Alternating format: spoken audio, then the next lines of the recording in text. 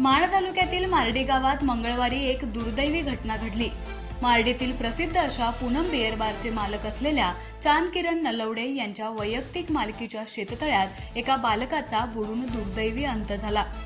दहिवडी पोलिसांनी सदर घटनेचा पंचनामा केला आणि आकस्मिक मृत्यूची नोंद केली। अंदाजे 2 ते 3 महिन्यांपासून 9 वर्षाचा शंभूराज शशिकांत राजमाने हा प्राथमिक शिक्षिका सुनीता चांदकिरण नलवडे यांच्या खासगी क्लासमध्ये पेटी आणि तबला शिकण्यासाठी जात होता। काही दिवसांपूर्वीच प्राथमिक शिक्षिका असणाऱ्या सुनीता मॅडम या नवऱ्याचा मार्डीत पूनम नावाचा दारूचा बार असताना प्रतिकूल परिस्थितीत कीर्तनकार आणि प्रवचनकार बनून ओळखल्या जाऊ लागल्या आहेत आणि त्यांच्याकडे तबला पेटी शिकायला मोजकेच विद्यार्थी येत असतात। नेहमीप्रमाणे मंगळवारी दुपारी शंभूराज आपली आवडती सायकल घेऊन सुनीता मॅडमच्या घरी क्लासला पोहोचला। स्थानिक लोकांच्या आणि शंभूराजच्या सहकारी विद्यार्थ्यांच्या म्हणण्याप्रमाणे त्याने आपली सायकल तिथल्या पत्र्याच्या शेडमध्ये लावून तिथं असलेल्या मनीषा दिलीप नलवडे यांच्याशी गप्पा देखील मारल्या। मात्र सुनीता मॅडमनी पोलिसांना पहिल्यांदा दिलेल्या जबाबात शंभूराज हा क्लाससाठी आलाच नव्हता आणि मॅडम स्वतः सवाष्णीच्या कार्यक्रमाला गेल्यानं त्यांनी क्लास घेतला नव्हता असं सांगितलं। त्यांच्याच दुसऱ्या जबाबात शंभूराजची सायकल 2 दिवसांपासून त्यांच्याच घरी होती आणि तिसऱ्या जबाबात त्यांनी क्लास घेतला होता परंतु शंभूराज क्लासला आला नव्हता असं सांगितलं। मॅडमच्या या तिन्ही वेगवेगळ्या जबाबांमुळे पोलिसांच्या सतर्क डोक्यात अजिबात सुद्धा शंकेची पाल चुकचुकली नाही। सुनीता मॅडमच्या क्लासमधील बाकीच्या विद्यार्थ्यांनी पोलिसांना दिलेल्या जबाबानुसार सुनीता मॅडमना त्या विद्यार्थ्यांनी शंभूराजची सायकल शेडमध्ये असल्याचं सांगितलं देखील होतं। मात्र सुनीता मॅडमनी त्या विद्यार्थ्यांनाच तुम्ही आत येऊन बसा असे सांगत चक्क त्यांच्या सांगण्याकडे कानाडोळा केला। आपल्या जाऊबाईसोबत शंभूराज बोलला आणि त्यांनीच विद्यार्थ्यांना शंभूराजबद्दल तो शेततळ्याकडे खेळायला गेला असल्याचं सांगितलं। विद्यार्थ्यांनी ही गोष्ट सुद्धा मॅडमना सांगितली, मात्र ती गोष्ट देखील मॅडमनी गंभीरतेने घेतली नाही। संध्याकाळी ज्यावेळी शंभूराजच्या पालकांनी क्लास वेळ संपून देखील शंभूराज घरी आला नसल्यानं सुनीता मॅडम यांना फोन केला। त्यावेळी मॅडमनी चक्क तो क्लासला आलाच नसल्याचं सांगितलं। त्यानंतर पालकांनी शंभूराजचा शोध घ्यायला सुरुवात केली। शंभूराजची सायकल क्लासच्या ठिकाणी असलेल्या पत्र्याच्या शेडमध्ये दिसत होती, मात्र शंभूराज त्या ठिकाणी नव्हता। काही जाणत्या लोकांनी शंभूराज कुठे गेला असेल याचा तर्क बांधत मॅडमच्या नवऱ्याच्या मालकीच्या शेततळ्यात पाहिलं असता त्यांना शंभूराज पाण्यावर तरंगत असल्याच्या स्वरूपात दिसून आला। शेततळ्यावर प्रवेश करण्याच्या बरोबर विरुद्ध बाजूला पोलिसांना शंभूराजची एक चप्पल सापडली तर दुसरी चप्पल दुसऱ्या दिवशी तो बुडालेल्या शेततळ्यातच सापडली।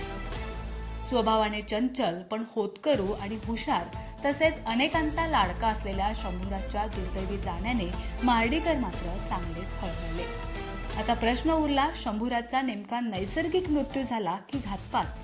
पोस्टमॉर्टम रिपोर्टनुसार शंभूराज जरूर बुडाला, पण मॅडमनी पोलिसांच्या चौकशीवेळी बदललेले जबाब, त्यावर विद्यार्थ्यांनी दिलेले जबाब आणि मार्डी गावात एकंदरीत चाललेली चर्चा शंभूराजच्या जाण्याबाबत नक्कीच शंका उपस्थित करून गेली।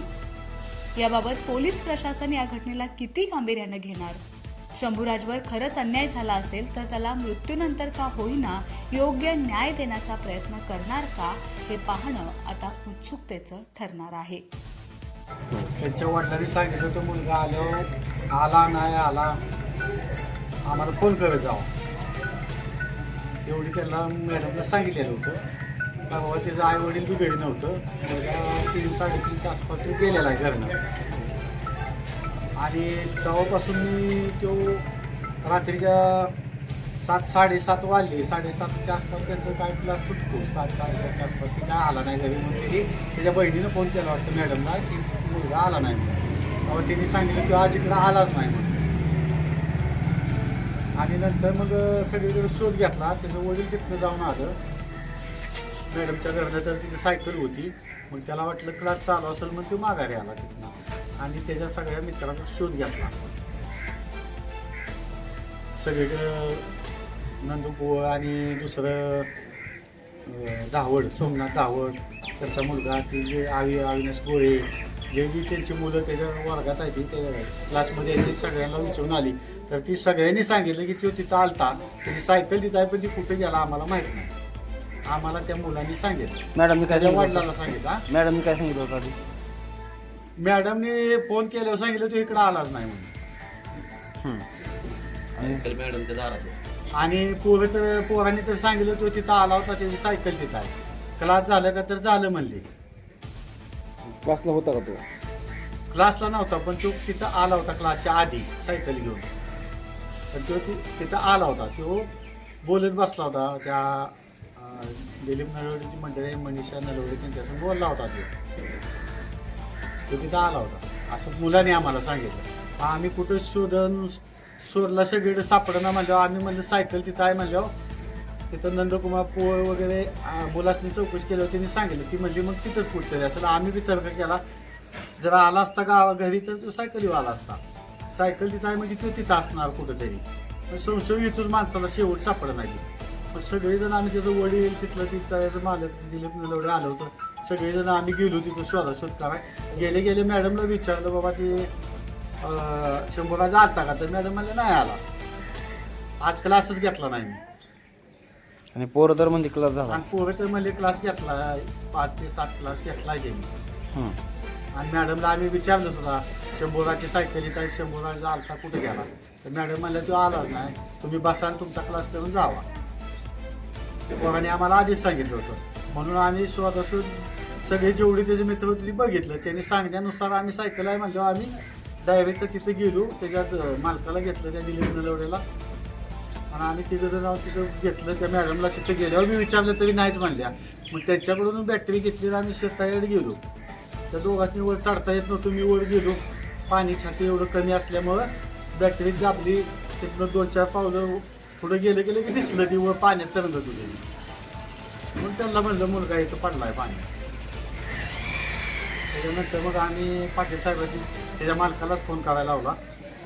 दिलीप नलवडेंनी पाटील साहेबांनी फोन केला की म्हणजे आम्ही येतो तिथं, पंचनामा हे करू, पोस्टमार्टम करू. तसं म्हणजे जसं पाटील साहेबांनी सांगितलं तसं आम्ही केलं.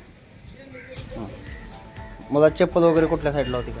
एक चप्पल त्या तळ्याच्या शेजारी होती, एक चप्पल पाण्यात होती. म्हणजे तुम्ही ज्या चप्पल दुसऱ्या दिवशी सापडली ऐका की. पोलिसांनी पंचनामा करायला पाण्यात, आणि पहिल्या दिवशी साहेबांनी सापडली तिथं तायावर. पण तुम्ही ज्या बाजूनं तळवर चढून गेला त्या बाजूला सापडली की त्याच्या दुसऱ्या बाजूला? नाही आणि तळे चढायचे साडे ह्या बाजूला आहे. हां. आणि घराला चिटकून त्या घराच्या पाठीमागे त्याची चप्पल होती, घराला चिटकून. म्हणजे तळ्यापासून खाली होती. हा, तार कंपाऊंड आहे त्या साईडला का? त्या कंपाऊंडच नाही त्या बाजूला, हं. कंपाऊंडच नाही. नाही का? आणि त्या तळ्यावर चालता बी येत नाही, चांगल्या माणसाला चालता येत नाही. तर आहे असं वरबा केलेलं. त्या तळ्यावर चालताच येत नाही कोणाला. ओके. स्वतः साहेबांनी बघितलं. ते आल्यानंतर आम्ही समक्ष त्यांच्यासमोर काढलं, दोरीला बांधून खाली उतरून त्यांना बाहेर काढलं त्यांच्यासमोर. आणि त्यांना सांगितलं, ते त्यांनी विचारलं सुद्धा आम्हाला की तुम्हाला कसं माहीत झालं? आम्हाला मुलांनी सांगितलं तो तिथं आलता, त्याची सायकल तिथं आहे पण तो सापडत नाही. आणि आम्ही मॅडमला सांगितलं सुद्धा की मॅडम तो आला आणि तुम्ही शंभूराज कुठे गेला? आणि मॅडमनी जबाब पण दिले तिथं पोलीस स्टेशनला पहिल्या दिवशी की आम्ही तो आलाच नव्हता, क्लास घेतला नाही आम्ही. आणि मुलं तर म्हणतात हां. आणि मुलांनी तर आधीच सांगितलं होतं आम्हाला, ते आलता, क्लास घेतल्या, ते सायकल त्याची तिथं आहे. साहेबांच्या समोर दिली, दाराडे साहेबांच्या समोर त्यांनी जबाब दिले पोलीस स्टेशनला देवळीच्या. आलं नाही म्हणून आम्ही विचारल्यावर बी म्हणजे आलं नाही. त्यांच्या वडिलांनी फोन केला तेव्हा बी सांगितलं आले नाहीत म्हणून. मुलं तर सांगते ते आलता, त्या मनीषा ताईसंग तो बोलला, त्या दिलीप नलवडेच्या मंडळीसंग तो बोलला. आम्हाला आधीच त्यांनी सांगितलं, तो बोलत बसला होता. परत कुठे गेला आम्हाला म्हणजे माहीत नाही. विचारलं तर मॅडम म्हणल्या 2 दिवस सायकल इथंच आहे. असा त्याच्या बहिणीने इथं सांगितलं आम्हाला, त्या लहान बहिणी त्याच्या की इथनं तो सायकल घेऊन गेलाय घरून.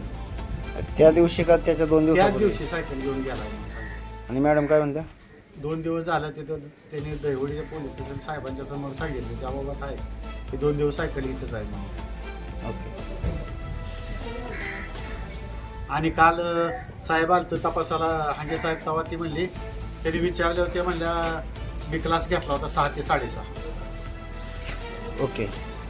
आधी काय सांगितलं? नाही घेतलं? नाही घेतला म्हणून सांगितलं. ते आलाच नाही, क्लास घेतलंच नाही. आणि काल हांगे साहेब तपासाला आल्यावर त्यांनी सांगितलं की मी 6 ते 6:30 क्लास घेतलेला आहे. शिंगणापूर पोलीस स्टेशनला हांगे साहेबांनी बोलवून त्यांचा जबाब पण घेतलेला आहे.